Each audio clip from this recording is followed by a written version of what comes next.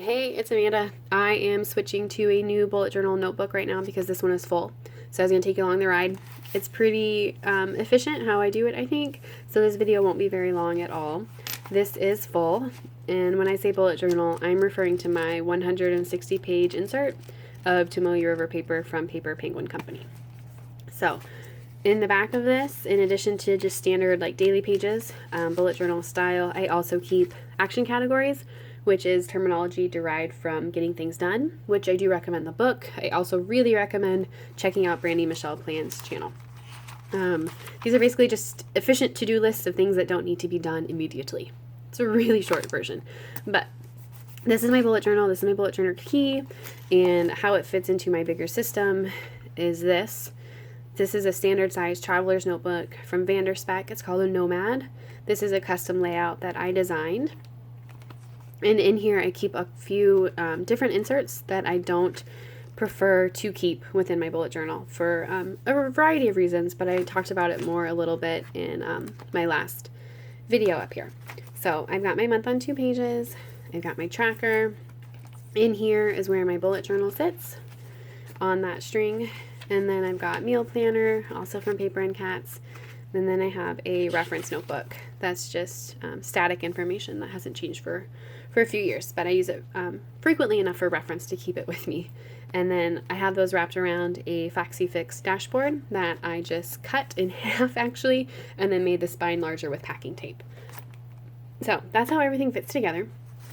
And when this notebook fills up, the first thing I do is my weekly review, because I do have it switch at the end of a week. So weeks for me start on Monday, and I try my best to use every page in here. So this time it worked out perfectly. Like, here's my daily pages, weekly review page. I'm going to set up a new reference notebook, so I've got some notes here, and then immediately into my action categories. So I just got lucky this time and didn't have any blank pages in here, but it's a great place for my kids to draw, or for pen tests or things like that. Anyway, they bumped right up to each other. So I did my weekly review, which I'm not going to get into that process right now, but effectively for this, I just went through my daily pages and I transferred any tasks, did like a little brain dump, and then since this is the end of the notebook, I actually went through every page. And I made sure there weren't any open squares.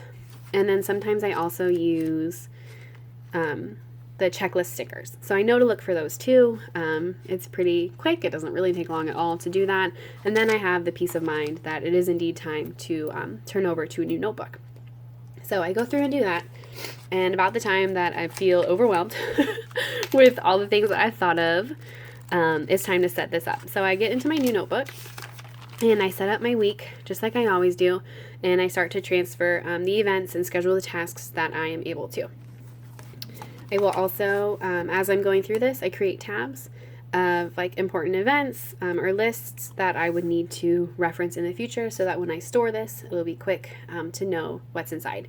And then also on the front, I usually put the span of dates that it covers.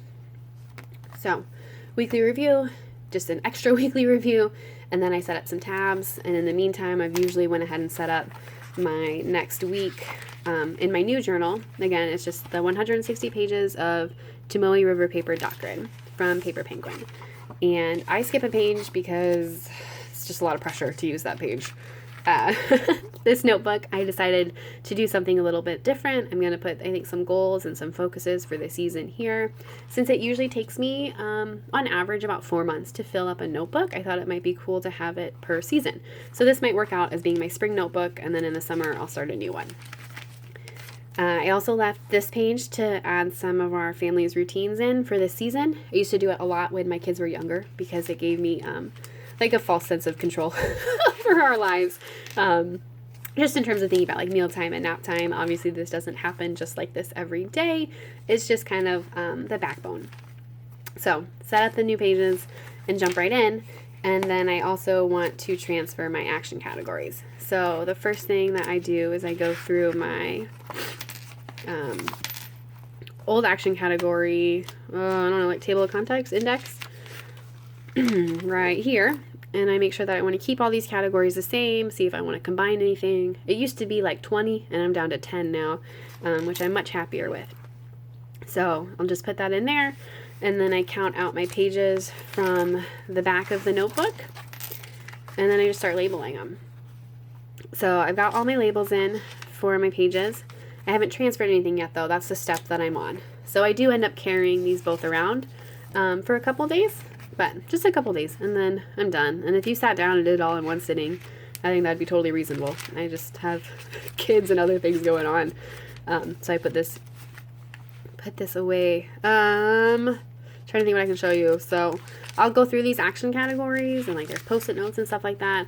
I'll either leave the post-it notes where they are, or I will put them on the new lists. I'll try to do as many things as I can instead of just transferring a task. I'll try to actually do it. So it's nice to be able to do this when you have time. Just like when you do your weekly review, it's nice to be able to sit down and get it all done in one setting. But that's not always the reality.